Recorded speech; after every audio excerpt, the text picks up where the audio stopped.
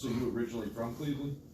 Yeah, I'm actually from Lorain County, so I grew up in Oberlin, and yep.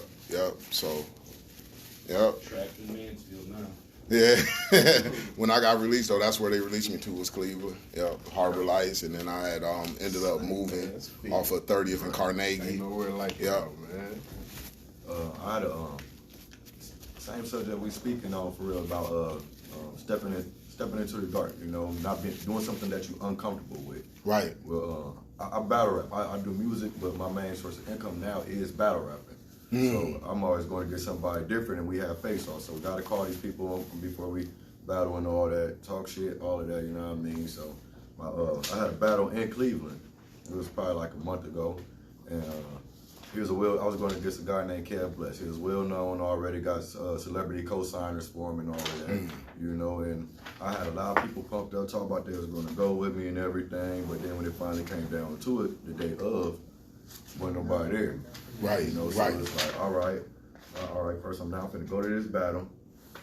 I'm finna go to this battle in Cleveland. And not only that, I'm going by myself, and I was already talking shit to this motherfucker. Right, You feel me? So it's like, already seemed like a bad idea for me. But at the same time, my pride of feeling like a no-show overweighed all of that. Like, I'm not going no-show, I don't care what happens. No doubt. So I felt more comfortable going like, hey, it's gonna be a movie then if I'm in there, you know? Right. So my approach, instead of being worried about people coming with me, I went by myself anyways, you know? No doubt. Went to the building, walked in there, looked at everybody, and they see me like looking to see if anybody else, grabbed my chair, put up against the wall. Like, all right, I'm making it seem like a presentation since I am in there by myself. No doubt. You know, so No everybody doubt. watched me go up there, never was uncomfortable the whole time because everybody looking at me like, why he that confident? Right. I won. But it was like this. You won. Yeah, I won. You ripped their heads off? After it was You ripped their over heads with, off? I left and came back there and talked about like, man, he crazy. He really came up there by himself for real. No doubt. No doubt. I You're really doing something for yourself. Yeah, I really didn't have no choice. Ain't no doubt, man. Yeah. Right, I ain't had no choice for real. Like that's the choice that I was given, man. You know, absolutely, man. That gave me experience to be more comfortable with it. Right. So after that door was open and that was uncomfortable and scared to go past, I got over that. No I ain't doubt. worried about that. That's no longer a light. That's off in there. Experience, I'm brother. ready to go through there every time. No doubt, experience. So if you got a whole crew or if you ain't got nothing, like you'll still move, right? Because you already know, like, man, I'm comfortable with it, right? Yeah, I'm comfortable with it, right? I did the same. I did something similar, man. I had a dude had hollered at me. About a few years ago, he was on the Congress. He was going for some state representative. He was trying to get elected, and I had been establishing a relationship with him because he was an employer and he would hire people coming home from prison. So the organization, we go inside of the prisons. We got access to all of the prisons inside of Ohio and also in Indiana and also the juvenile facilities, right? So the Starts Within organization that I founded in 2011. So the main thing is getting brothers prepared, right? So I want to make sure, so when I'm doing that, I'm also building the relationships out here in the community. So it's like, so I'm looking for employers and things like that to connect the people with when they come home. So this brother, he was, he had a company, it's called Clean Turn, and he was like, man, you know what, hey, man, I hire people with felony records. So I'm like, sweet. So I'm just trying to establish a strong relationship with him, right? So he'll take my people firsthand, right? This brother, he calls me early one morning on a Saturday, and he says, and he was campaigning and things like that. He says, Carlos, man, guess what, dude? I say, what's up, man? What's going on, man? He says, man, hey, man, I want to jump out of the plane today, man. You want to jump out of the plane with me? I can see it, man. We gonna film it. We gonna be on the news and everything. Let's do it, man. I've never jumped out of a plane before, and I'm looking at him. I picked up the phone. I'm like, man, brother, like, jump out of the plane. Is you crazy? Right? And I'm like, man, I don't know, John, man. I don't know about that, brother. He's like, man, I'm telling you, dude, it's going to be phenomenal. And I'm like, man, you seem kind of excited, but it don't seem like it's going to be too phenomenal for me, right? Like, I done ducked shots. Man, I done been shot at, ain't been hit. Like, I don't know how much more chances that I got, right? I did 10 years in prison. I'm able to come out, and I'm still put together, right? My mind is is still here. It's like, man, I don't know how many more chances I got. And for me to willingly go jump out of a plane, like, I don't know if I'm going to go ahead and try that. And he's like, come on, dude. I said, man, I said, let me think about it. And I remember when I hung up the phone and I said, man, I'm going to call you back and let you know, right? He's like, we're jumping at 12, dude. I said, all right. All right, man. That's funny. I said, all right, man.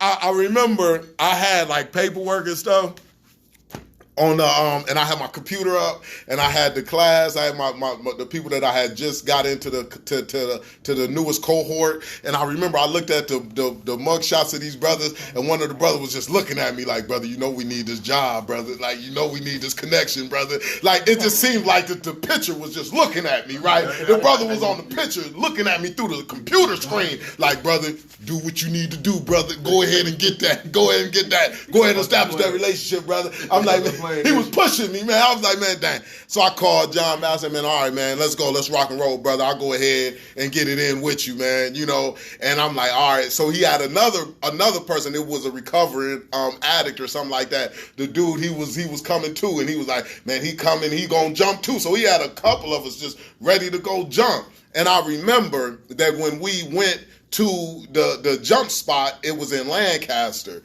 and they brought out the paperwork, and the paperwork was like, if something don't happen, and you know, what would you want to do with your organs and stuff like this, you know, like, it's like, man, what the heck kind of questions is this, man? What do you mean? Like, man, you know, and the one brother, he was right next to me, man. We had and I'm just signing stuff at this time.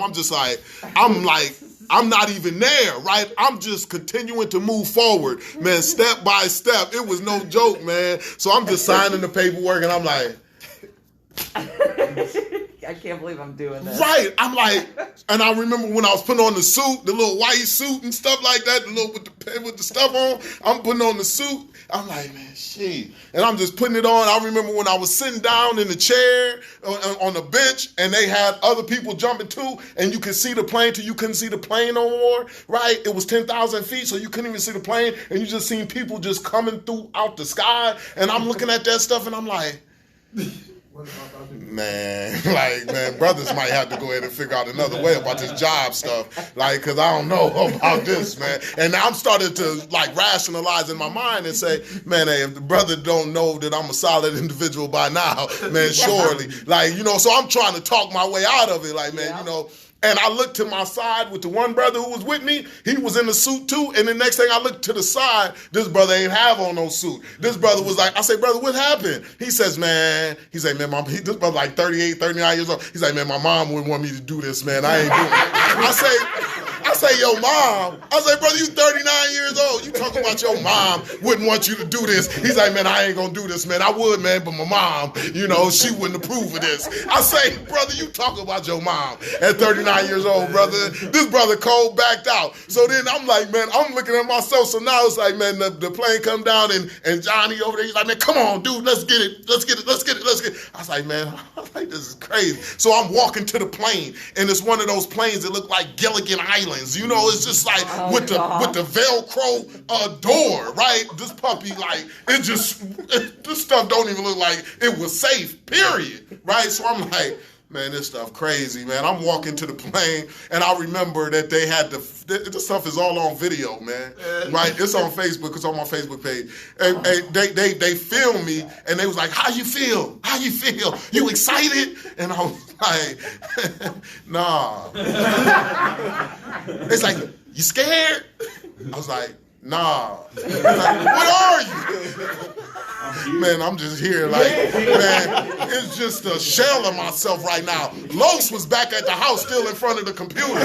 This wasn't even me. It was somebody else. Like, Los was back at the house, right? So I'm like, man, I'm going to the daggone plane, right? And I'm on the plane, man. Now, I'm just trying to say some of the things that the organization, you know, the slogan, before change can be seen externally, change must be done internally. So I got my key points, my talking points, and I'm just saying that. You can see me on the camera. I'm just filming. I'm like, man, hey, the only way you be able to get fly if you don't be afraid to fall. You know, I'm taking jiggle verses and everything. Like, only way you gonna get fly if you don't be afraid to fall, right? Like, I'm all on camera, but I was scared to death, right? I was scared to death, right? I ain't kidding you, man. Like, we up in the air, we 7,000 feet, and then we 10,000 feet, and then they said, man, let's go, let's rock and roll. And I remember that when, man, they opened that door, that Velcro door, because I had the dude with the parachute on my back, and they opened that door, and I'm like, man, dang, man, this stuff, I'm like, man, heck no. And I tried to go ahead and get my foot out the door. My foot got caught on the door. I'm like, dang, that's crazy, right? I'm like, man, so you can see me on the video negotiating with the person on my back, with the parachute. I'm like, man, no, it ain't a go. It ain't a go. Like, let's go back in. Land the plane. You can see me talking, like, for real. I'm like, man, I copped out to 10. I can cop out to this little flight. Like, I'm copping out. Like, I know how to cop out. I copped out to 10. I'm like, I looked at the prosecutor, the evidence. I'm like, you got the guns? I was like, I cop out. I'm done playing. I took it all the way up to trial, but on the day of trial, I copped out. So what I'm saying is that I got it in me. So I said, man, I can cop out. And I'm about to cop out. Right? I'm copping out. Like, I'm copping out. I'm like, land the plane. He's like, no, you got it, dude. Go ahead, dude. He was just all excited. I was like, man, dang, let me try this once again, man. And I just went on ahead, and I remember I just dipped over like this, and I just fell. And man, right. At first, they was closed like this. And I'm like, ugh. I'm going real fast. My face like this. I'm like, ugh. And then once I'm going fast, I'm like, man, dang. I'm like, in the middle of the air, and this is all on camera. You can see it, my face like this, and I'm in the camera like, yeah, this what we do. This what we do. Yeah. Right, like, I started talking my stuff then. I'm like, man, yeah, this what we do. Ah!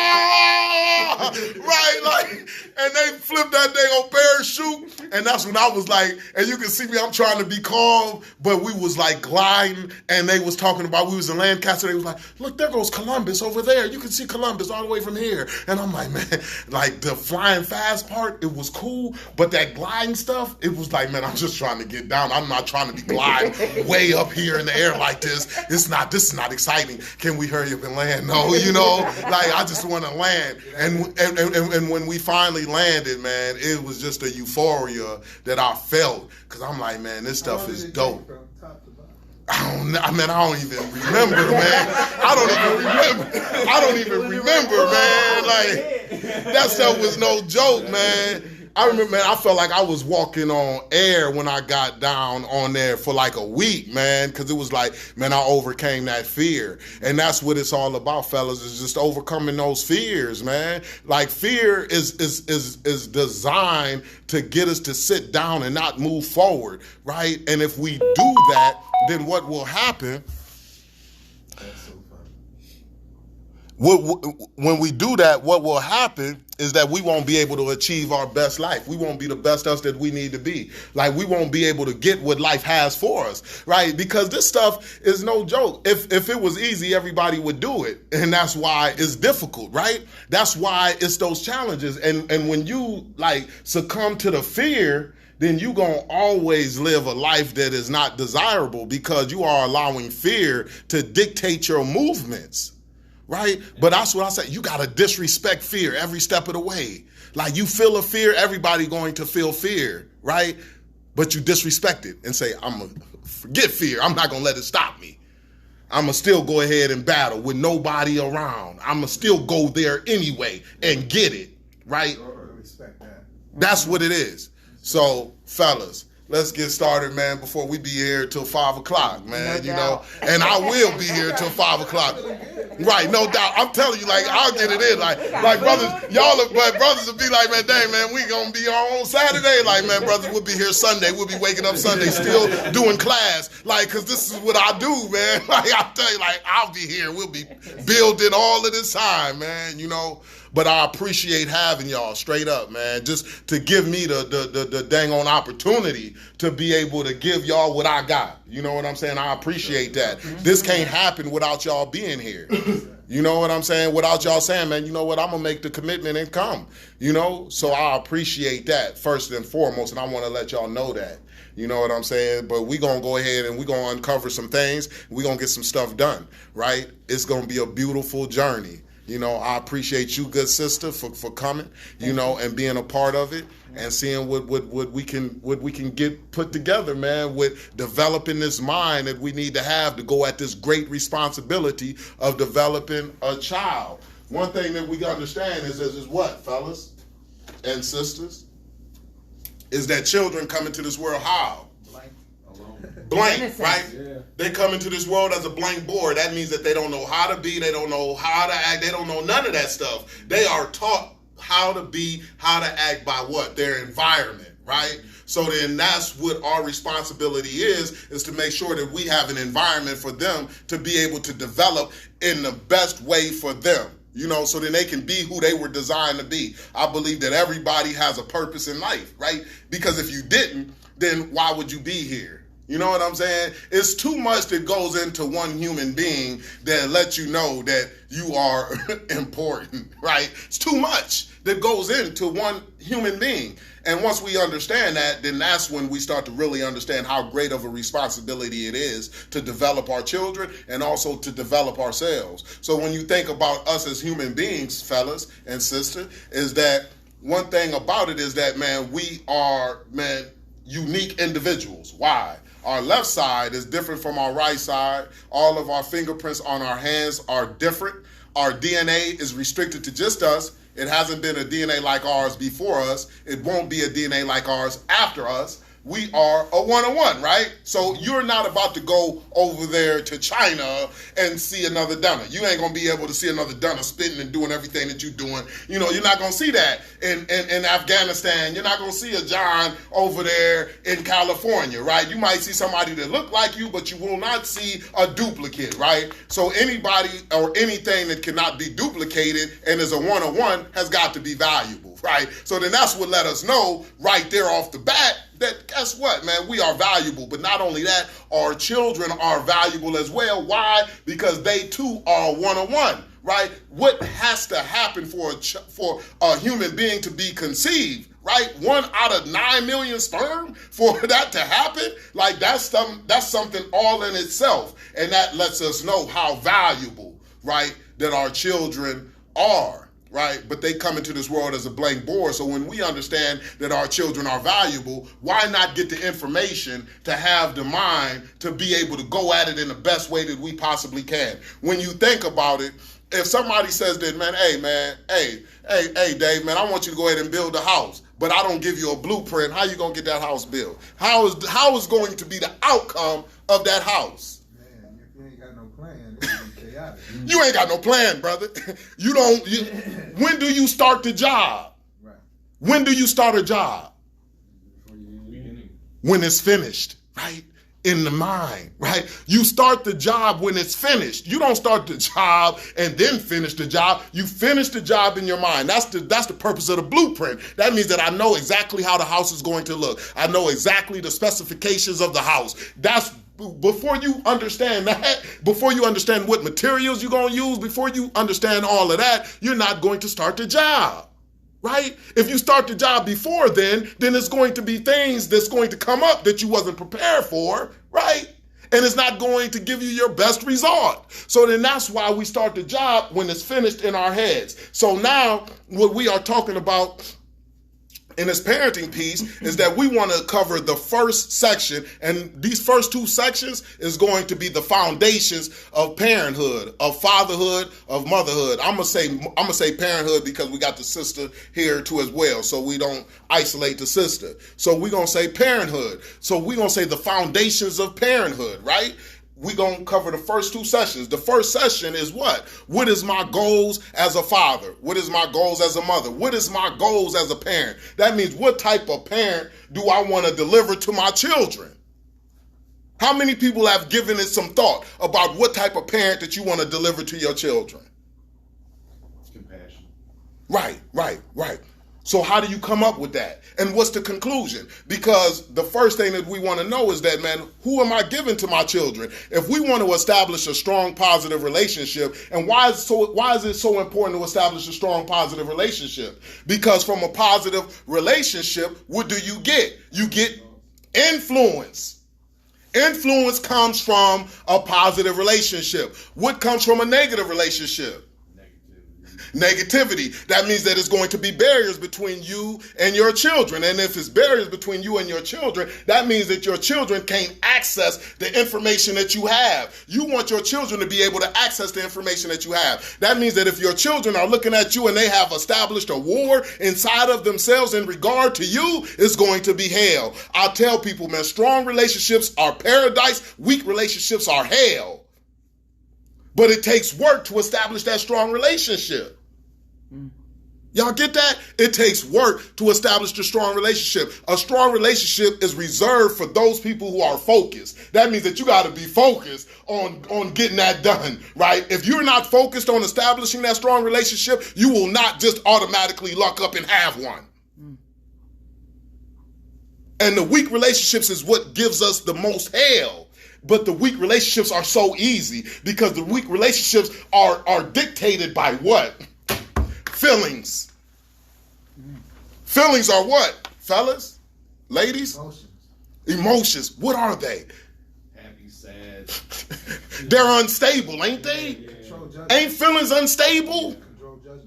Right. If feelings are unstable, how can I establish a strong relationship if I'm basing my actions on my feelings? That means that when I feel good, I'm going to be good. But when I feel bad, I'm going to be bad. It's going to go up and down. One thing about a strong relationship is consistency. You need to have consistency. The only way that you are going to be able to have consistency is what? Is if my mind dictates my behavior. But if my feelings is dictating my behavior, then what is going to happen? I'm going to be unstable. So when my children look at me, they're going to be like, I don't know who to get today. Guilty. That's why we're going to be uncovering some things, right? This is what it's all about. But we got to put the things in our minds to be able to have our minds to be strong enough to control our behavior. Because if we don't put the right information in our minds, what's going to happen? Our minds is not going to be strong. Our minds become strong with the information that we put into it. I'm reading, whatever. I'm in conversation, whatever. I'm looking at YouTube videos, whatever. All of that is feeding the mind. Because I need my mind to be strong enough to dictate my behavior. So when we're thinking about establishing a strong relationship with our children, we want to make sure that we are serving the relationship between us and our children with our minds. Because if not, then we are going to, run through our relationship and it's going to be weak if we are allowing our feelings to dictate our behavior. So this is what it's all about. So the first place that it starts at to establish a strong positive relationship is determining what type of parent do I want to deliver to my children. So I'm letting my children know off the rip that, man, I'm so invested into you that I'm really giving it some thought about how I'm going to interact with you, what type of individual that I'm going to give to you, because I'm not going to give you just any old father because I don't want you to be any old adult. I'm not just going to do any old thing because I don't want you to be any old person. I don't want you to end up in any old place. So I'm going to be so focused on the individual that I'm giving you. You get the best version of myself that I can possibly muster up. I'm so serious about my children. I got 3 children, 3 children's mothers, but I got a solid relationship with all of my children. I got my son 5 days of the week. He goes to his mother on the weekends, the 12-year-old. I got my daughter week on, week off. We alternate. My son, when he was 10 years old, he came over here with me. I raised him till he graduated from high school. He went on to do his thing. I just closed on a house in Pickerton right now. It's me and my children. It's no joke, fellas. My children, man, my children, thanks, John. Man, my children, they matter to me so much. So then that's why I want to make sure that I'm delivering to them the best version of myself that I can possibly muster up, because I don't want to shortchange them. I don't want to I don't want to give them less than what I can. I want to give them the best that I can. Only thing that is required is for you to do your best. Only thing that is required is for you to give your all. If you are not giving your all, then that's where the problem exists at. But we just got to ask ourselves, are we doing our best? Are we giving our all? Not giving less than your all, not asking you to give more than your all, not asking you to do more than your best. We just asking you to do your best. But we got to make sure that we are doing our best. We are giving our all when it comes to our children. And then when we do that, now we can expect our children to be successful. I'm not saying wish our children to be successful. I'm talking about expect it. Because of the work that we put in, the sacrifices that we have made to get that done. So it starts with understanding what type of father, what type of mother are we delivering to our children. So this is what this is going to uncover, and I'm excited about this all the time, right? So how do we come to that conclusion, right? The first thing that we got to do to come to the conclusion on understanding what type of father, what type of mother, what type of parent that we are going to deliver to our children, the first thing that we must do is what? We must reflect. Where should we reflect to? Ourselves. When we was kids. Yes! Good one, eh? Absolutely. So you reflect back when you were a child, right? How was it with you and your parents or the people that brought you up? When you was interacting with your parents, how did you feel as a child, right? So now what you want to do is you want to reflect on your past. That means that you reflect on the positive interactions that you had with your parents when you were growing up that left some positive feelings inside of you. After you reflect and identify the positive interaction that you've had with your parents, now what should you do? You should just duplicate those positive interactions with your children, because that means that if it was good for you back then it will be good for your children right now. Remember the experience that we talked about earlier? We use our experience to make today the best that it can be. So then that means that the positive experiences from the interaction with my parents that I had when I was a child, only thing that I'm going to do is I'm going to duplicate that when I'm determining what type of father that I'm going to deliver to my children. But I got to think about it. So when I'm thinking about the positive interactions, I'm going to give y'all some stories. And then y'all think about that too when y'all go back to y'all's home or whatever may be the case. Jot some stuff down. It's good to write it down, think about it, because that's going to really lock it in, right? This is the work that we got to put in. So when you're thinking about the positive interactions, me, myself, with my father growing up, one thing that he used to do, he used to come outside and he used to play football with me and my guys. I used to love every bit of that, right? He was the all-time quarterback. And I used to be like, man, this brother, the all-time quarterback, he got a crazy arm. He used to throw to me in triple coverage, quadruple coverage. Like everybody was on me and he'll still throw it to me. I used to love every bit of that because he was making himself accessible to me and my friends. And my friends, they didn't have dads, right? But he was out there with us and they was like, man, your dad is cool in a mug. So when they used to look at my dad playing with us, they used to be like, man, you lucky, Los, man. And that used to make me feel good in regard to my father, right? Positive feelings that I want to duplicate, right? So when I'm looking back on my childhood, I'm like, man, wow, that's dope, man. That's good stuff, right? So now another thing that he used to do, he used to come to the school. He was a janitor at Oberlin College, right? He used to come to the school and right before he would go to work, what did he do? He would drop off some jelly donuts, man, from our favorite bakery, some powdered jelly donuts. I used to love every bit of that, right? They used to call me down to the office, and they used to be like, hey, Carlos, you got some jelly donuts that your father dropped off before work. It was just out the blue. He didn't tell me he was going to do it. He just did it out the blue, right? And I used to love just being able to eat those jelly donuts, man, in the cafeteria when everybody else is eating that chow hall food. Oh, well, y'all know where I've been. Not chow hall food. Right? Let me not chow hall food, right? Cafeteria food, right? I got caught up one time saying the yard. They was like, man, it's the playground. I was like, man, they say, man, it's the playground. I said, man, yeah, the playground. Y'all know what I'm talking about, right? Like the playground, right? But I'm like, man, I'm watching everybody else eating their food and I got my jelly donuts. It used to make me feel just special. You know, it made me feel positively about my father because I'm like, man, he my God. And he always used to just make me feel like that I was welcome. He never looked at me as I was a problem. You know how sometimes you can be in certain environments and the people that are around you, they make you feel like that you are a problem, right? Especially when you children and adults, they got so much stuff going on with them that when they interact with you, they make you feel like that you are a problem. You are an issue. Why are you here?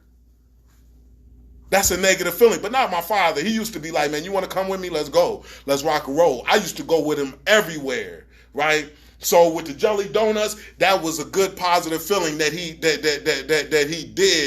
gave me, that I was like, man, wow, that's good stuff. And like I said, he would let me go anywhere with him. He'd go to his friend's house. I'd be like, Dad, Pops, can I go? He'd be like, come on, let's go. So he always made me feel welcome, right? That's something that was powerful for me, right? So now, when you fast forward to me as a father right now, what am I doing? I'm just duplicating that positives. So now in second grade, I remember baby Bubba, right? My son, I would go to the school. What am I doing? I'm not bringing jelly donuts, but I'm bringing a pizza for lunch. And because I can make up my own schedule, guess what I'm doing? I'm sitting down in the cafeteria having lunch with him. Right?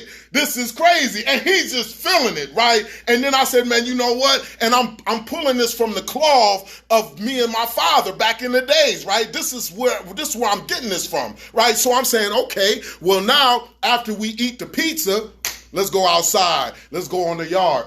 On the playground, right? Let's go on the playground and I'm gonna go ahead and run and y'all ain't gonna be able to catch me. I told all of his friends in the second grade, I said, y'all ain't gonna be able to catch me, man. I'm too fast, man. I'm like a 4.240 on y'all jokers, right? Like I should be in the NFL. Like that's how I'm feeling. I ain't no 4.240, but I feel like I am, right? So I'm like, man, y'all ain't gonna be able to catch me, right? So I get out there on the yard and I said, and this is when I came up with the term, right? Super dad. I'm like, I'm super dad. Dun, dun, dun, dun, right? They was like, you super dad, super dad. So all of his friends, they was like, wow, we got an adult that we are able to play with, right? This is what they saying. But guess what they saying? They saying the same thing that my friends were saying when I was a kid, when my dad came out and was the all-time quarterback, right? So my son is feeling the same way that I felt when I was a kid, when I seen him playing with me and my friends, right? It just gave him the same positive feelings that I had when I was a child. You see where I'm going with this? Right? So then they chasing me and they running. I'm like, I'm running, right? And they chasing me, right? One of them jumped from right there, boom, and hopped on me. He hopped on my back. The other one jumped on me, boom, hopped on my back. But I'm still at a pretty high speed because I'm like, y'all jokers, y'all still lightweight. Y'all ain't taking me down. But then they slowed me down a bit. And then the other ones, and the next thing you know, I just was submerged by all of these kids. And these kids really did take me down to the ground. Literally, they was like, and one of them, you can hear him, this is on Facebook too, you can hear him on the video like, you're going down one way or another, super dad, right? Like, this is what they saying, right? They was going crazy. It was mayhem. The teachers was looking at it like, we don't have fathers come in here and do this type of stuff, right? So I just really, man, put like a jolt of energy in that whole entire second grade, right? One of the kids, he was coming off of something. It looked like he was standing on somebody's shoulder. I kid you not, man, this brother was trying to stop me in the head. And I said, man, hold up. Like, I don't care if you 3 feet or 8'1", brother. Like, you ain't about to stop me in the head. We about to get to it. Like, you about to go out to tell somebody about this, brother. Like who the heck is raising you, brother? Like, you too aggressive. You ain't about to stomp me out here. I'm playing with y'all. You trying to, man, get rid of super dad. You dang on Decepticon. Like, he's a Decepticon. Like, that brother's a Decepticon, right? So, but it was crazy, right?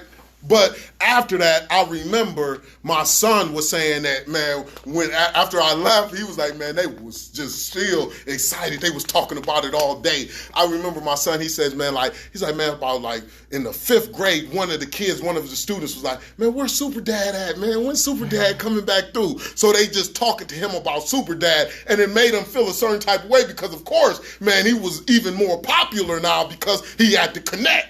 He had to connect to Super Dad. I was the connect. And he like, man, hey, I got to connect. Super Dad, I could call up Super Dad. You know, Super Dad could rock and roll with us, right? Like, you know, I know y'all fan, man, but Super Dad could rock and roll with us. So it made my son feel a certain type of way. Remember, what am I trying to do? Is establish a strong, positive relationship. The way that we establish a strong, positive relationship is making sure that we are having positive interactions with our children, producing the positive feelings. I'm intentional and deliberate about what I'm doing. I'm not just guessing. I'm going back on my past and I'm giving my children the same things that I've been given. Right?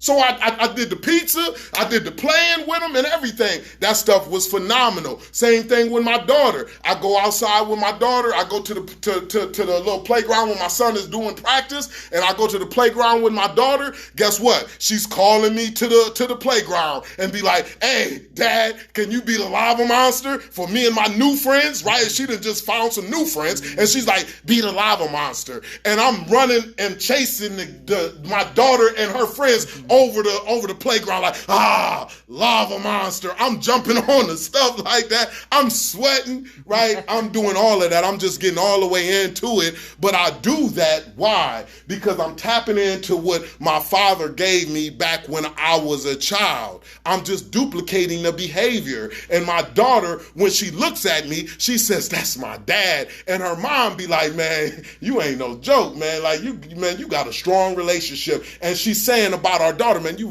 we raising a strong child, right? But the way that we raising that strong child is why? Because we are focused on establishing a strong, positive relationship, because that's how you get the influence that you desire, right?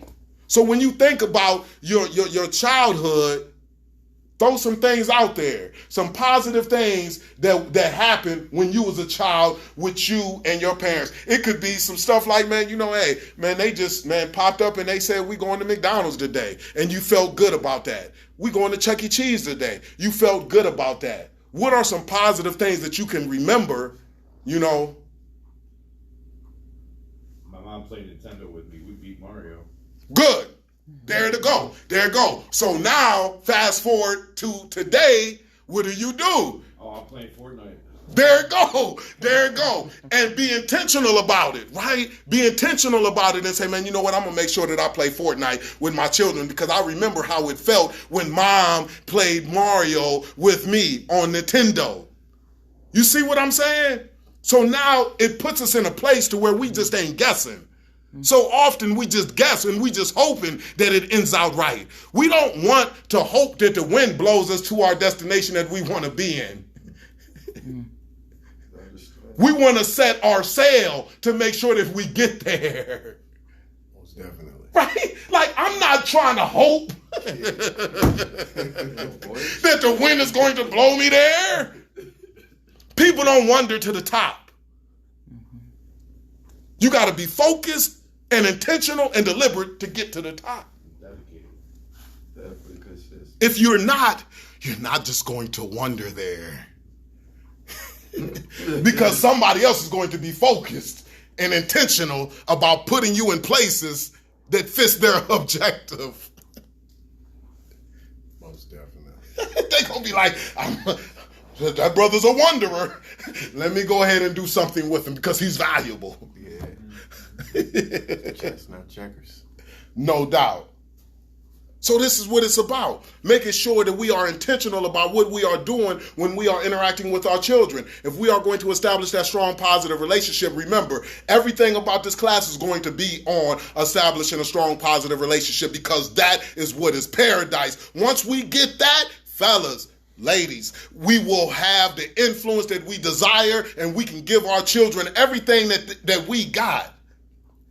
All of our experience. That means that they will be having access to our experience at a young age. Because we have the influence. Because we've established a strong, positive relationship. And it starts with what? It starts with us understanding what type of parent are we delivering to our children. So now, once you look at the positive interactions that you had, what you think the next thing is to do? You got to go to the negative. Why is it so important to go to the negative interactions that you've had with your parents when you was growing up? Balance. Because what can happen? Repeat it. Have you ever seen people who say, man, I was screamed at when I was a child. I was talked down to when I was a child. They labeled me. They said that I was stupid. They said that I was dumb when I was a child. When I couldn't figure things out, they made me feel like that I was just terrible, right? And what do parents do who said that it was done to them, to their children? You could go into their household and they're doing the same thing. They are screaming at their children the same way that they have been screamed at. Why does that happen? It happens because you don't take the time to identify the negative. You got to identify the negative and then you must resist the negative. If you don't identify the negative, and that's why I encourage y'all brothers, when y'all go back into y'all's alone time, man, write that stuff down because that will put it in the front of your mind. What was the negative interaction that you had when you were a child in regard to your parents? Write it down, each one, because what you are trying to do is make sure that they don't surface into your parenting. Because if it was poison for you and it made you sick, surely it's going to be poison for your children and it's going to make your children sick as well. It's going to sicken the relationship just like it sickened the relationship with you and your parents.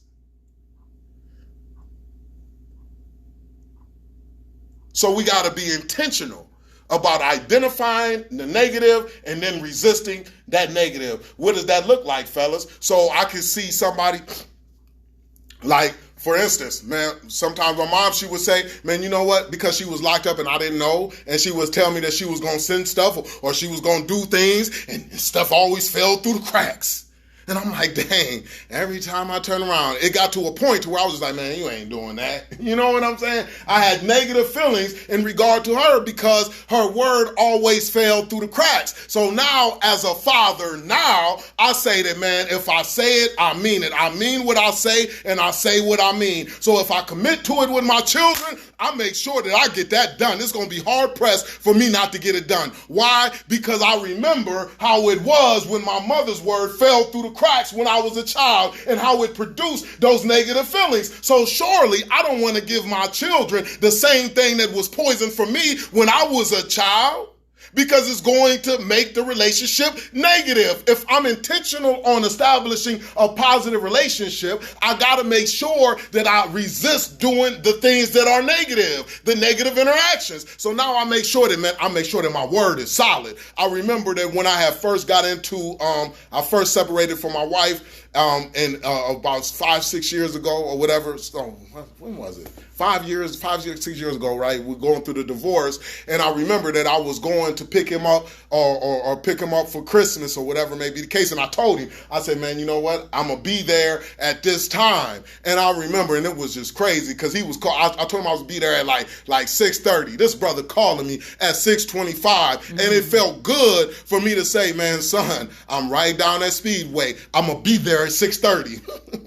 No, not 6:31. I'm gonna be there at 6:30. I'm intentional about what I'm doing. Why? Because I remember how my mother's word fell through the cracks, and I said, man, my word ain't about to fall through the cracks with my son. So I know one thing for sure, that is wrong, and it made me feel negatively. So I'm gonna make sure that I intentionally resist from giving that to my children.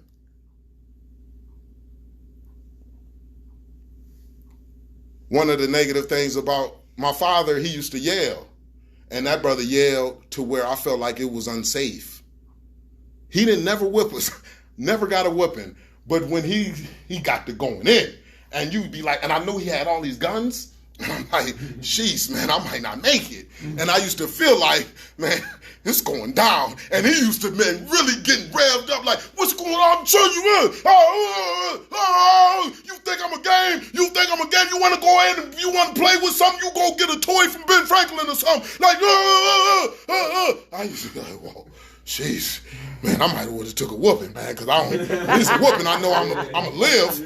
Like, I'm like, sheesh, this stuff is no joke. It used to rock me, And one thing that I always see is that when fathers and people, they have parents that be so good and they be so positive, it'd be difficult for them to even talk about the negative, because they feel like if they talk about the negative, they disrespecting their parents. You're not disrespecting them, because nobody is doing it all the way right. It's some wrong in the right of us, and it's some right in the wrong of us. Nobody is all the way, right? I don't care what anybody tries to say. They will try to say, oh, you all wrong. No, brother, there's some right in you too. Oh, you all right. No, brother, I don't care about all of the stuff that you got on. You the deacon of the church, but it's still some wrong in you, right? It's some wrong in the right of us, right? So one thing that I realized is that, man, my father, man, he used to yell like crazy. So now, what do I do when I'm communicating with my children when they do wrong, right? You don't see me, man, going all the way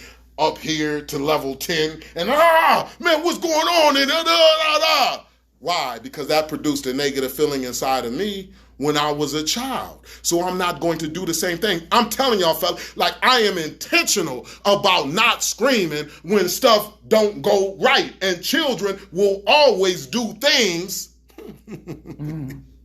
that will get underneath your skin. My daughter, she's 5, and I'm telling you, she's like on another level. She be on another level. And she don't know that the only reason that I'm doing what I'm doing is because of what I know. See, I teach this and I apply it. I teach this and I apply it. So this stuff be in the front of my mind. It's like I'm so consumed with this, right? I'm so consumed with this. So it's just all a part of everything that I do. So I'm like, man, I ain't about to holler and scream, because I remember how it felt when my father was hollering and screaming with me. It made me feel unsafe, and that was a negative feeling. I don't want my daughter to feel that same negative feeling, so what do? I resist from doing it. Is it easy? No, but the reason why I do it is because my mind is telling me that if I do that, it's going to produce the same negative feeling that I had when I was a child. So I'm intentional. If I wasn't thinking about not doing it, then what will happen? I will do it unconsciously. That's how we do things unconsciously, right?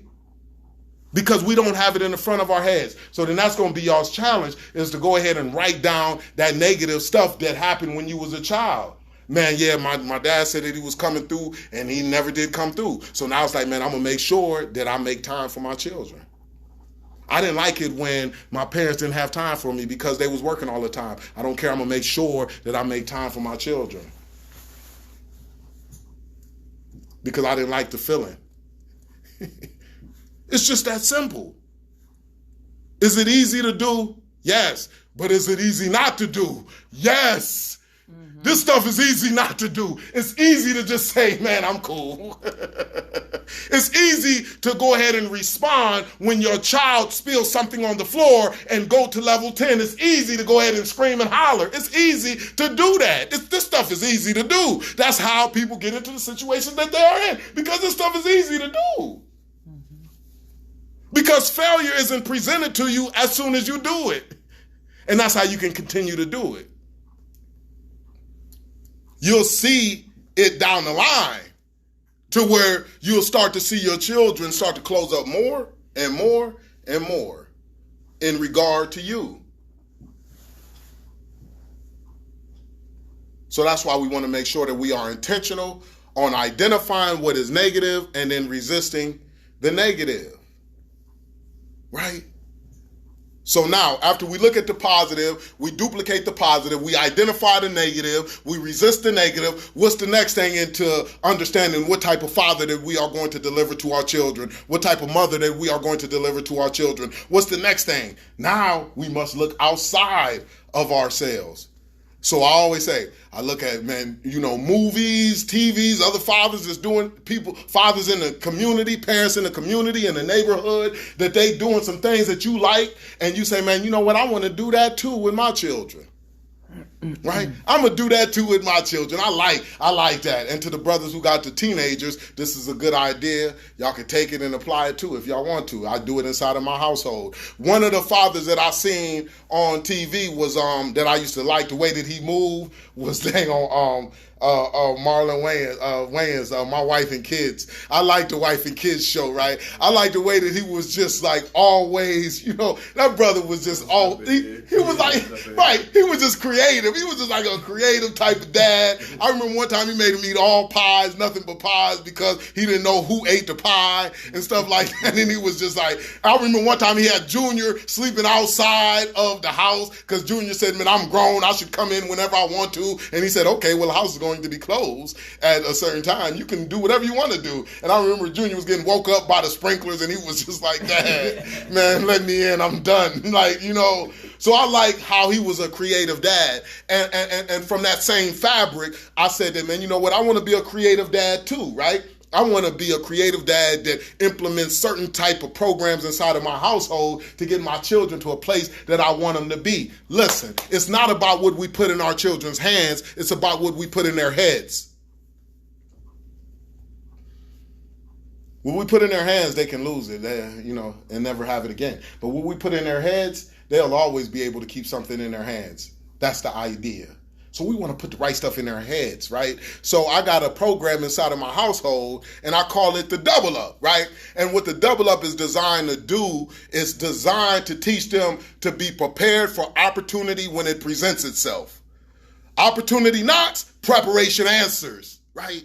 So many people be in undesirable places because they miss opportunities. Opportunities come and they go, right? Boom. If you ain't ready for that opportunity when it comes, then guess what? It becomes a missed opportunity. And you can only have so many missed opportunities before you find yourself in an undesirable place. So then the key is what? To make sure that you pounce on opportunities when you see them. But you got to be able to identify opportunities when they arise. Be prepared. So I wanted to teach that, and that's what the Double Up is geared to do. And it's also geared to teach them about saving, right? Because I believe that we get into a place as adults, and sometimes we buy everything that we want, and then we beg for what we need. And I don't want my children to be like that. So as adults, so I said I want to make sure that they understand, how to manage their money, how to save, right? So I want to teach that because, again, all of this stuff is learned. Remember, what did we say in the beginning? How did we come into this world? Blank board, right? So I want to make sure that my children are understanding these things, and this is how I get it done through the Double Up, right? So what the Double Up is that I do allowance every 2 weeks or whatever. Oh, my bad. I was just about to say that. The same thing you were saying. That's how I learned managing my money. It's just that I ended up managing my money because I had got allowance, but when I realized I was spending my money too quick and I had nothing for the rest of the week, I realized how to start cutting down to certain ways to stretch it. Right.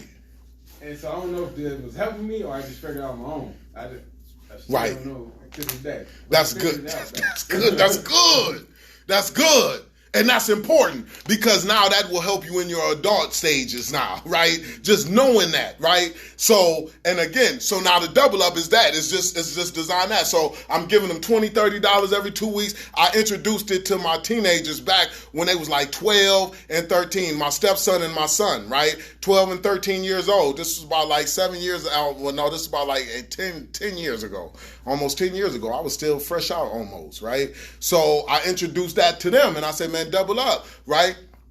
So I told him, I said, man, hey, when I say double up, what's going to happen is that I'm going to double whatever you got. So then that means that whatever you got saved from your allowance, I'm going to double it. So then that means if you have $20 saved, then I'm going to give you another 20, make you have 40. If you have $50 saved, I'm going to give you another 50, make you have 100, right? If you have $70 saved, I'm going to give you another 70, make you have 140. That's the double up. But the thing about the double up is that it's going to be at an undisclosed time. That means that you're not going to know when I'm going to say double up. That means that it's going to be whenever, right? You just got to be ready. So you got to be mindful of what you are doing with your money, right? So because if you're not doing the right thing with your money, then you're going to miss the opportunity. Because one thing that I realize is this, is that opportunities never tell you that I'm coming tomorrow around 6 o'clock, right? They just pop up on you. And if you're not ready, then guess what? You lose out. So you just got to be ready at all times for opportunity.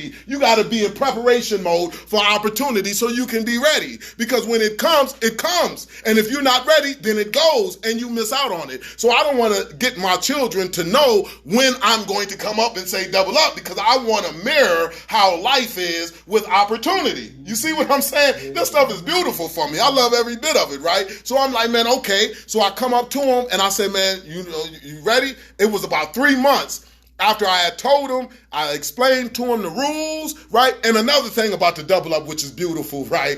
If you get doubled up on Thursday, you still get your allowance on Friday. So the double up never takes away from your actual allowance, right? So you get to double up on a Thursday and boom, Friday, you still get your allowance. You get to stack up even more. So I waited about 3 months, and of course I was laying in the bushes on them, and I was watching them spin, and I'm like, I know these jokers broke to the mug, right? Doubling up a zero is still a zero. Right. So I said, right. So I say, man, boom. So I come up to him 3 months. I told the young one, I say, man, double up. And he looks at me and he says, oh, man, dang.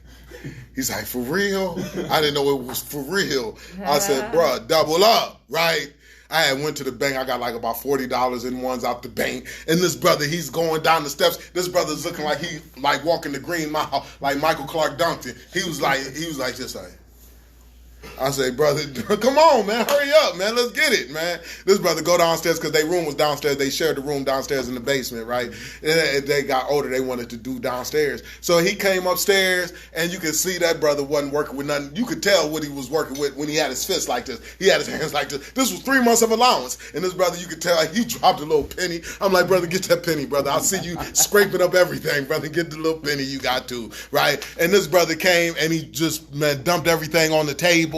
This brother had $1.80 out of 3 months of allowance. He said, man, I got $1. I counted it. I say, man, $1.80. I said, all right, man, I'm gonna give you $2. Give me back 20 cents. There go your $1.80. Now you got $3.60. I say, don't spend it all in one place, man, with your little broke butt, man. He say, man, dang, this crazy, man. This brother like, man, what the heck, man? This stuff don't make no sense, man. I say, man, but one thing that he said is like, man, this is crazy, man. I ain't about to get caught slipping like this again. Like, I could have really capitalized, right? I told the older one, I said, man, double up. You know, this is my oldest son.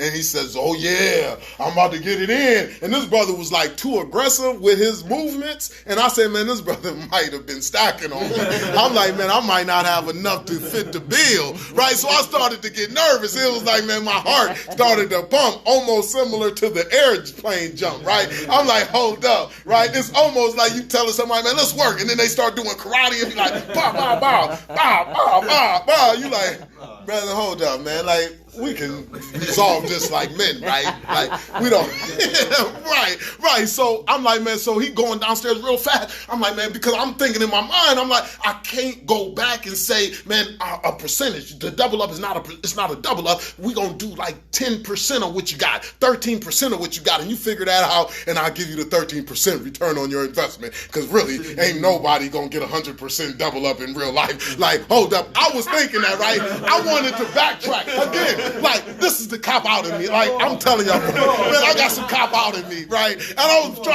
trying to think about how can I cop out, right? Because I can't be doubling up for real on no $300, $400. Because he could have $300, $400. And I'm like, man, this brother walking so aggressively. I'm like, man, hold up, man. Like, I'm still like almost fresh out. I wasn't really like, I ain't doing stuff like that, right? I ain't got that to do, right? But that brother, I had already said double up. So I'm just like, jeez, man, I'm trying to figure out, man, what the heck am I going to do, man? Like, how am I going to be able to cover this doggone bill, right? This brother going to come up here with some hundreds. I'm like, jeez, I thought I seen him spending, right? Like, I thought I had him. And he comes back upstairs, and this brother, he said, man, and he come out his pocket. He's like, here. He's like, boom. And he counted that stuff. It was $35. I was like, whoa. Like, jeez. I was like, here you go, bro. $35, man. There you go. You got 70 now, man. So now he had 70. But he said to himself, he said, man, I could have probably, man, benefited off of more than that because I had more money, but I spent it on some things that I probably shouldn't have been spending it on. And I like, wait, man, squandered my chance. I did okay, I did good, but I didn't do great. And good is the enemy of great. And he says, wow. Man, good is the enemy of great because it'll get you to think that you okay. You don't want to get tricked by good. Please don't get tricked by good. We push to be great. Don't get tricked by good. Yeah, man. Good is the enemy of great. So this is what he's like, man, I could have did better. I was like, no doubt. That's the mind that I want you to have. See, because everything that I'm doing with my children is making sure that they have the right mind when they are adults. Because the only reason why our situations don't be what it needs to be, because we don't have the right mind. If we have the right mind, then our situations can be what it needs to be. What do you think that me going back inside of the joint implementing programming is all about? Is because I'm saying that the way that brothers is going to be able to come up out of this mess is if they get the right mind. It's the right mind. It's not about the laws changing. It's not about what people can do for them. It's about if they have the right minds. If they have the right minds, it will be no enemy outside of them that can take them down. How do I know that? Because I had the right mind. My background is crazy. Attempted murder, possession of drugs, drug trafficking, possession of firearms, right? 10 years. Like, that's my background. But because I had the right mind, now I got access inside of the penitentiaries that I do. I got the dang on sheriff of Delaware County Jail. He's buying hundreds and hundreds of copies of my books with seized drug money and giving them to the people who are inside of the jail. The Richland County Jail sheriff here, man, what's his name? Steve Sheldon. He bought over 100 copies of the book, put them inside of the jail. They buy it with seized drug money. They took my money because it was made by drugs. They seized my money. They seized my cars because they said that it was drug money. But now the stuff is getting purchased by drug money. That's because of the mind. And that's what put me in a position to be able to have the access that I have. So I want my children to have the mind, because I understand that that's the greatest tool that we got. That's what separates us from the animals, is our mind, our ability to change direction. Animals just gonna do what they gonna do. They gonna follow their instinct, right? Boom. They gonna do.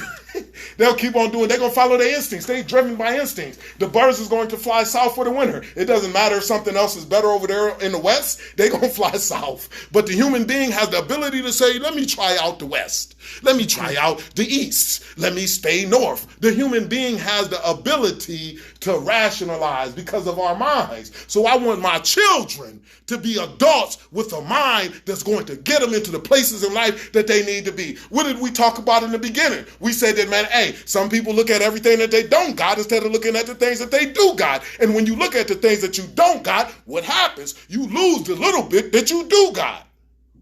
It's the mind. All of that stuff is the mind. Everything is the mind. So that's what the work is about. That's why I say, man, let me go ahead and make sure they have the right mind. And that's what the double up is all about. I remember my son, he say, man, he was my youngest one, because now he does the double up.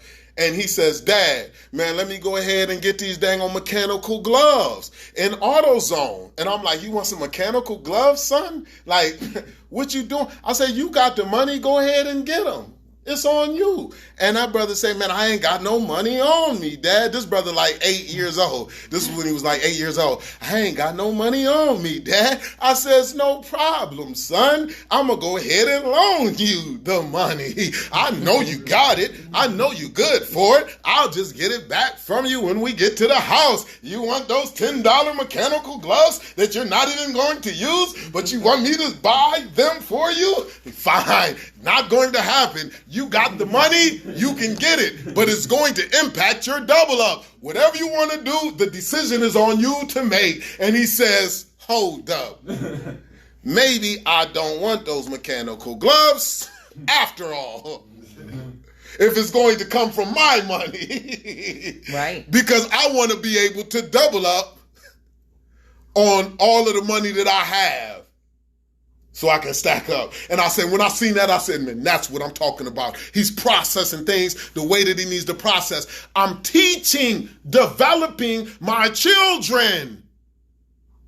I don't want Young Jeezy developing my children. I don't want Ricky Rose developing my children. They gonna tell my children, go ahead and spray up the block. Go ahead and sell the bricks. And then they gonna tell their children to go ahead and go to college and go to private school. They gonna tell their children that. They'll tell my children something else different. Because when they say that, it makes them money. That's just crazy. That's why I'm not gonna be like allowing a Young Jeezy to be in the driver's seat of my children. Most definitely not. That brother gonna drive him straight off the cliff and be like, "Hey, you should have got out the car." That's what he'll drive him straight off the cliff and jump out the car and be like, "Hey, you should have jumped." And then my children will be off in somewhere else. But me, I'm gonna take my children to the destination that they need to be. Why? Because they have been assigned to me. That is my responsibility. I love my children, and I don't put my children in nobody else's hands. And the work is where? To establish that strong, positive relationship to ensure that you have the ability to be able to influence them the way that you want to influence them. Because if you don't have that strong, positive relationship, guess what? Cancel Christmas. It's not going to happen. It's going to happen through a strong, positive relationship. So then that's why we talked about what today is what? Understanding who we are giving to our children. And that's the beginning of it all. Is to give it that thought and say, I'm going to first start with understanding who I'm giving to my children. This parenting piece, it starts with us and it's going to end with us. Everything else in between is in between, but it got to start with us. That means that before I even start the job, I got to make sure that I understand what to do in this role that I'm playing. How am I going to play it? And give it some thought and challenge some things that was done when I was a child and say, I'm not going to do that same thing. That's the uncomfortable part too, is that a lot of times with this parenting piece, you'll be doing some things that people who you done grew up around or other older adults that'll see it, they'll be like, oh, what you doing? That's out of control. Because they'll have their own idea, but guess what? They just guessing. I have literally applied this stuff to my parenting, and I've been able to see results. My children are all Browns fans. Now, when I say that, where do you think that came from? It came from the influence. It isn't like that they was putting good product on the field. I was able to see the Bernie Kosar, the Webster Slaughter, the Ernest Mack, the Kevin Mack, the Ernest Binders, right? I was able to see the Reggie Langhorns, but they didn't get a chance to see that. They seen from 99 on. And what have they put out there? The Factory of Sadness, right? But they still right there in front of the TV. Let's go. Here we go, Brownies. My 5-year-old. Here we go, Brownies. Here we go. Woo, woo, right? My son, he's all in front of the TV. He got Browns gear draped all.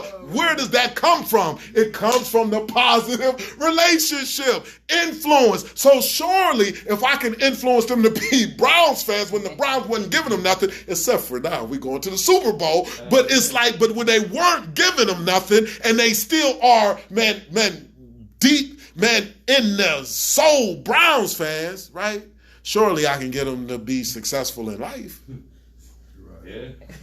If they'll accept the Browns, they'll accept the stuff to make them successful. I'm just telling y'all, like, now this. Ooh, that's a good analogy. I'm telling you, like, surely. That's a good analogy. Right, like, surely. That's the bomb. Right. I kid you not, right? Like, straight up. And all of that is gotten from where? The strong, positive relationship, but it's because I've been intentional on what I've been doing, and it's what I'm applying to my parenting. I'm serving a relationship with my children, between me and my children, with my mind. It's not my feelings, it's my mind. So that dictates what I do, not my feelings. Because sometimes I'm telling y'all, like, sometimes I feel like, man, I don't even want to be bothered. Sometimes I feel like I don't want to go get my daughter for this week on. But I say, man, I got to, because she expects me to be there. That was my word. So if that's my word, man, I got to do it. I didn't want to get her for, it just worked out like that for me, though, because she didn't have school the next day, right? And I had to go ahead and take her back to her mom because her older sister was going to her older sister was going to watch her. So instead of like waking her up early in the morning and then taking her to her sister who probably wouldn't be up and stuff like that, I just said, man, go ahead and you just keep her for this week and we'll do the week on next week. But it worked out to my favor because, again, I had the Browns on, and she, even though she says go Brownies, you know, they was on Monday night, it's like she be playing too much, man, and I need to be focused on my Browns, man. Like, I don't need to have no distractions. So I was going to do it, but I was like, man, hey, it just so happens that it ain't no school and I got to bring her back. Right? Like, I know it seemed like, and she said, man, you set it up like this. I said, I ain't set it up. Like, it's real. I got to go to work at child support in the morning, and you know that, and daycare isn't open, and I know it's the Browns on, but hey, I know it seemed like that I'm getting rid of her for the Browns game, right? It's an opportunity. Right. It's just opportunity, right? It just is what it is, man. Like, it just worked, but it ain't no way around it for tomorrow though. I'm gonna have her for Sunday night. I can't do it. I can't do it another night. I can't do it. I got to go ahead and get her Sunday. She gonna have to watch the game. She's gonna have to be focused, man. But she gonna have to.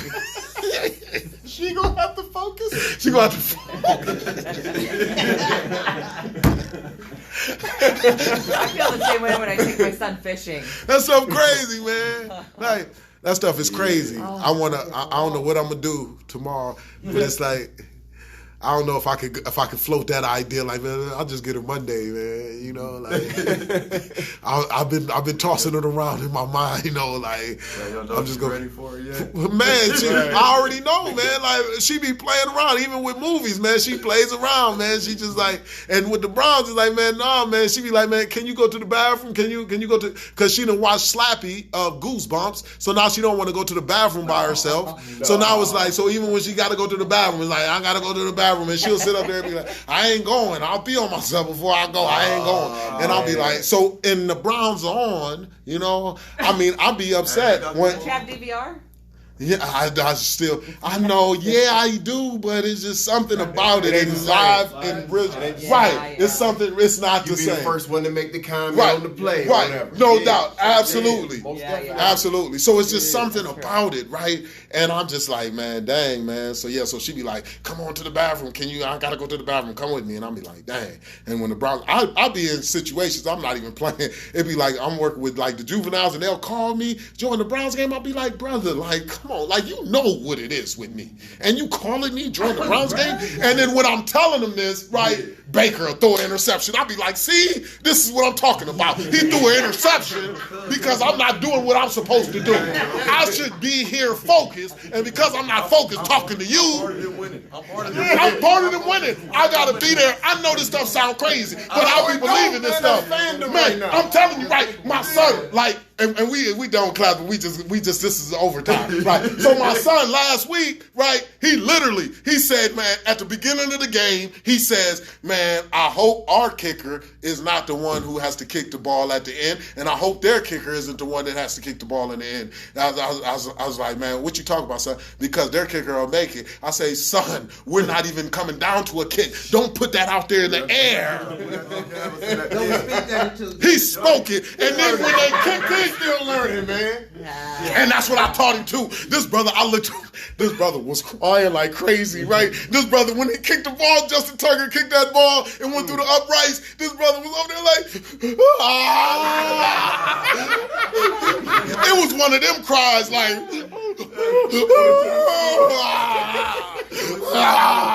and I'm trying to give him the game like, son, listen, because you know I'm built for this stuff. I done been through it all, right? I done been through the fumble, the intercept. I've been through all of that, right? The drive. So I done been through all of that stuff. So I'm like built for it, right? So I'm like, so I tell my son, I say, man, son, I'm trying to tell you, like, man, your word is powerful, man. Like, you see your word, what your word done did, be impeccable with your word, man, because your word is powerful, brother. Like, you see your word, and then the next day, he went upstairs, he got laid in that bed, just Brother, it was one of them lays where he laid across his bed. He ain't even get under the covers. He was still in the same stuff. I say this brother took this stuff hard, man. He took it hard. But the next day he was talking about like, man, he was trying to monitor his word. Because I say, man, make sure you say what you want. Because if you don't, man, you're going to get whatever you say. And I'm teaching him that now. Like, it's so important to really say what it is, what you want. Don't never say what you don't want. I told my brother that. My brother, he come down and he sit up there saying, oh,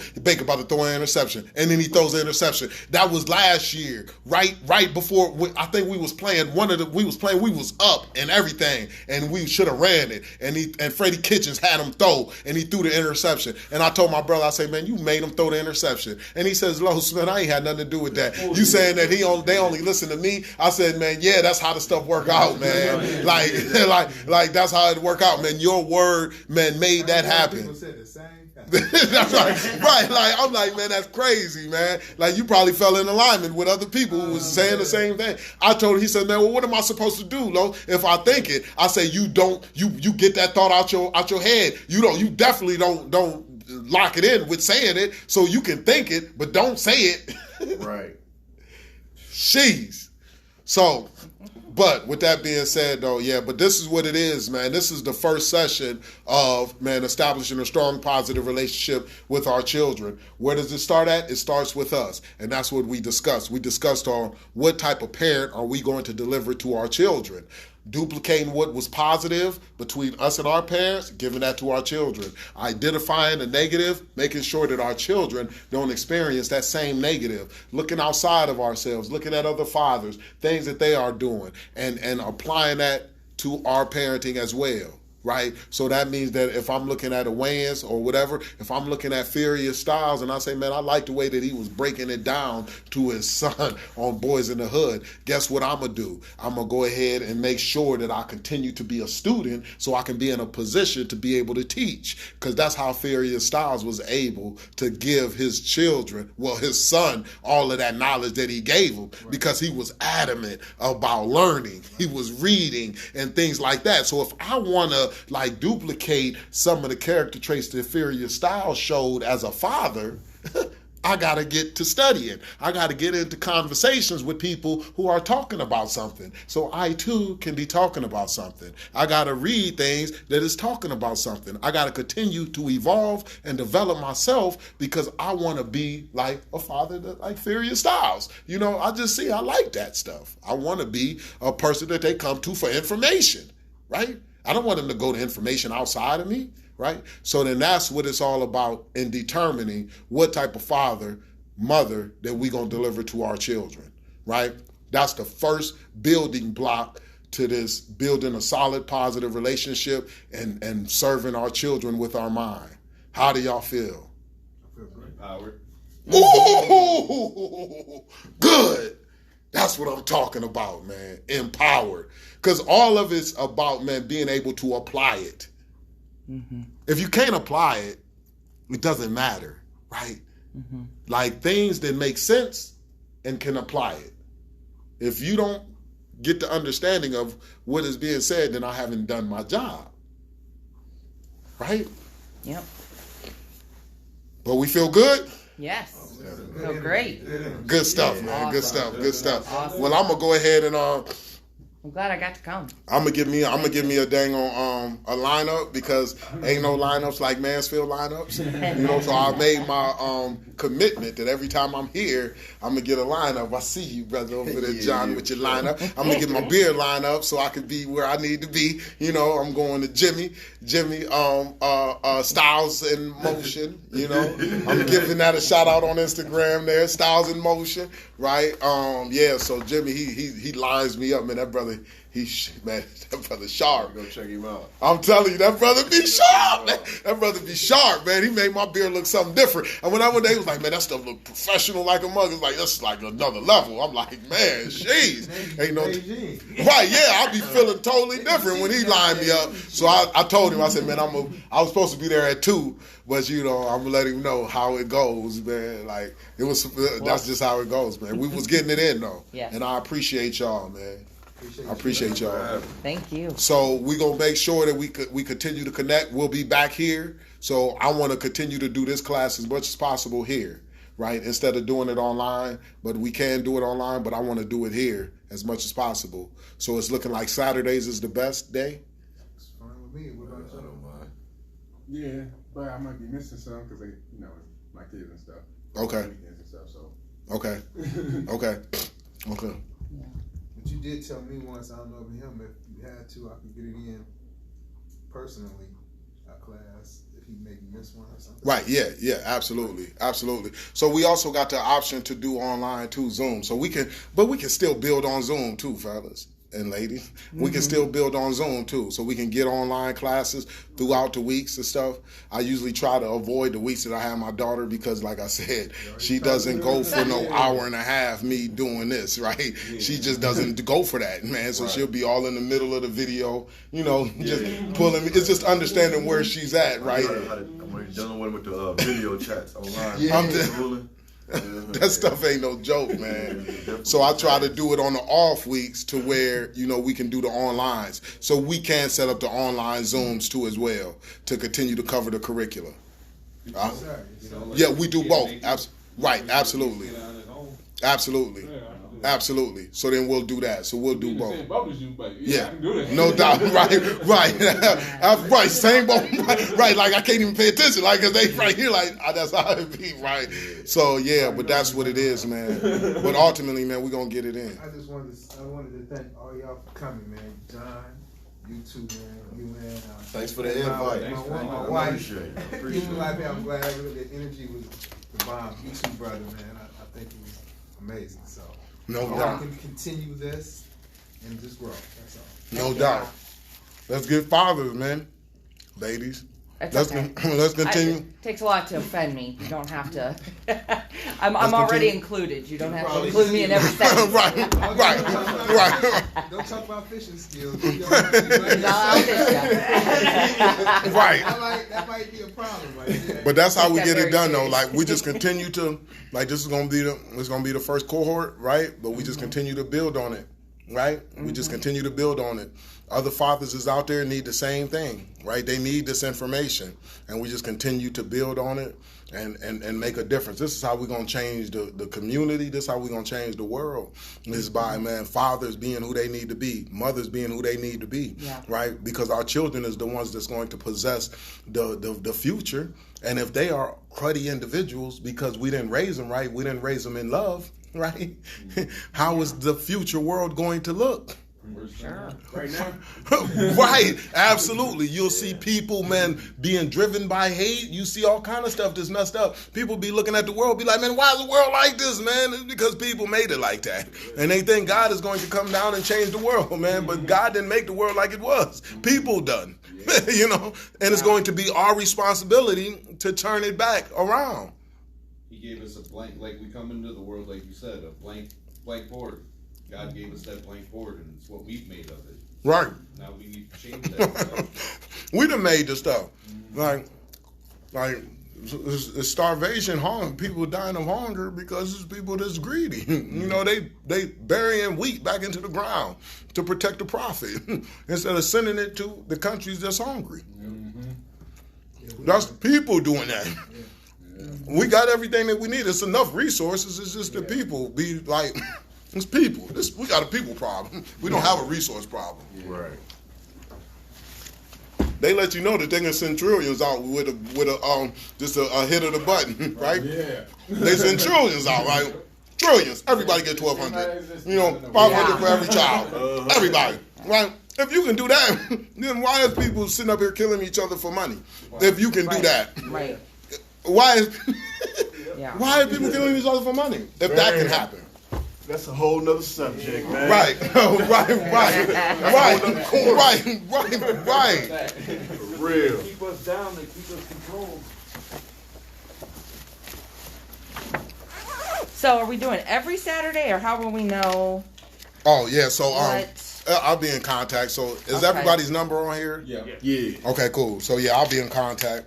Okay. I'll be in contact. Thanks for a letting y'all good know. class. No doubt. Appreciate you. Yeah. Nice to meet you, man. Thank you. Hey, nice to meet you too, Ryan. Go Browns. No doubt, man. No doubt, man. Hey, Donna. I'm right behind you, honey. Okay, that's fine. I'm gonna go on. Where Donna? Get Donna. Get Donna. Okay. I'm also just trying to figure out how to beat You this. know what? I got coming up. On that one part too, on that 3 things, I only did the first one. I don't know. Maybe I need to do it again. But yeah, bruh. Oh, John. Yeah. Oh yeah, here. These 3. Get some. Yeah, just the last 4. Now this ain't it ain't yeah. The last 4. No, hold on. Okay. Where's you at? Right here. Last 4 your social. Man, bro. Just the last 4. Man, yeah, just the last 4 is fine. So you got it in, man. Ain't right like Yeah. heck yeah. Yeah, Man. you definitely did your thing, man. Y'all like me? Well, this is John. Here we go. Here we go. John. Yeah, I'm gonna need For that sure. back too. I like when you jumped out the plane. Man, that stuff was no joke. Hey, that stuff you can see me on video too, man. Like Oh, I negotiating. have to check that out. Like I'm negotiating like a mug, man. You were funny, man. Thanks, yeah, man. Like that stuff was no joke. Definitely. Hey, Donna, did you do the Tanner form? This right here. This is your folder right here.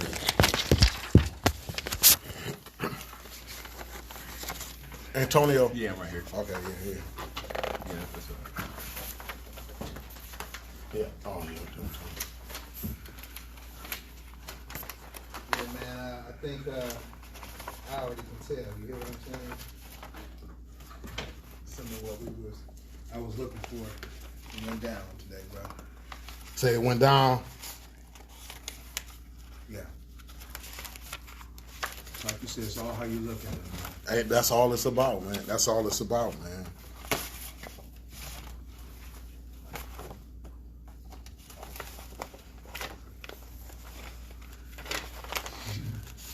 Double up. Yeah, I like that. You gotta sign that. Okay. Uncle Dave. Yeah. When the last time you ate some pork? Man, dude. Ooh, If wee. I do, man, like I've had on that acid bacon sometimes, on if I do, I end up having. I end up having. I don't think I'll be feeling like You gonna have bacon ain't a one part of of the us, pork I ain't having category. one. I'll be Like- trying to stay from it. I swear. Oh bacon man, and bacon was pepperoni. hard for me to give That's up. why I say bacon and pepperoni. I'll be like, I man. had a run today. I'll be like, Yeah, that's why Well, I didn't gave get I it, gave man. pork up in prison, Yep. so it wasn't Yeah. as hard. But just like you were saying, when do you start Right, a house? right. When it's finished, right? no Well, doubt. well, I'm absolutely. thinking about being on the streets, pepperoni pizzas, meat lovers pizzas, Right. BLTs. Right. I gotta right. give up BLTs. right. Like, hold up, man. What the heck is Yeah. going on, man? Turkey bacon ain't the same, but it'll get me there. Right. Turkey bacon is not the same, but it gets me there. Mhm. It definitely does. Mm-hmm. Definitely does. You don't count ass whooping? Hmm? You don't count ass whooping? no.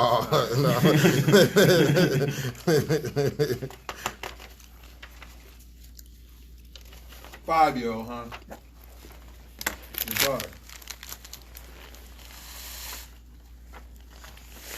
I said your daughter's 5, you said. Yep.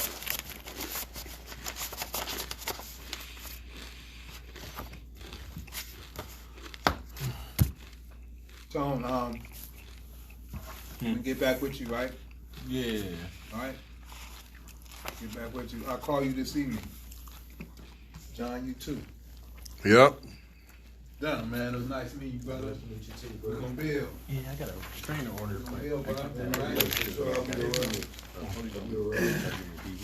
Hey, if you see Jay-Z in the elevator, you gonna be ready?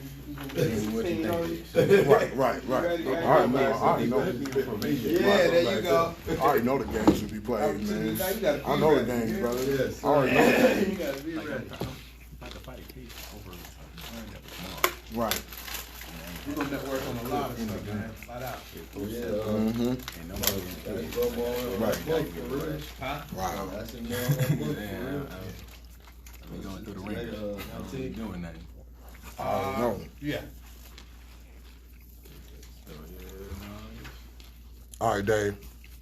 Here. Just put the child name on there. Oh, I'm sorry, man. I didn't have. Did Ryan leave? All right, what's this last one from? What's that, Dom? It's, You already know. Oh yeah, that's just to see if there's There you go. activities going on. Mm-hmm. Yeah. Nobody's fighting. Yeah, that's all.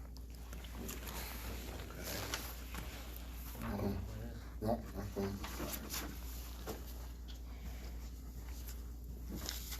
Them dang subs be off the hook. God damn, sure wanted one. Oh, you didn't get one? Oh, yeah, because you had Well, that no, I pork. looked at it and I was like, Seen that pork? oh no, I don't see none. Why? Then I bit into it and seen the top of the sandwich. Oh, That's crazy, man. Damn. What you do with it? What did you do with it? I took it in the trash can in there. Dang, I could have finished it off, man.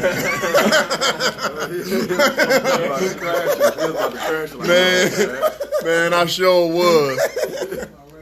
Hey, my sons, they said, man, they threw a steak away. I said, man, hold up, man. Man, what you Yeah, I doing, don't man? act like that neither. I'm like, man, hold up, man. Get that steak up out of that dang garbage, man. They say, man, you taking this stuff too serious, man. What I'm saying is it's your garbage, so Right. you know what's in there. You know what I mean? They like, man, dang, you taking this stuff too serious, Hey, man. y'all, it's hitting me now. I'm gonna probably have to go home quicker than what I thought, y'all. Man. Right. Yes, y'all. This shit about to shoot through me, straight through me. Nephew, I'm gonna hit you. Hey, This man, the again. what's this driver's license number right here? No, that's something something that we okay. got to do in office. Oh, okay. Yeah. So do I need to fill this out at all?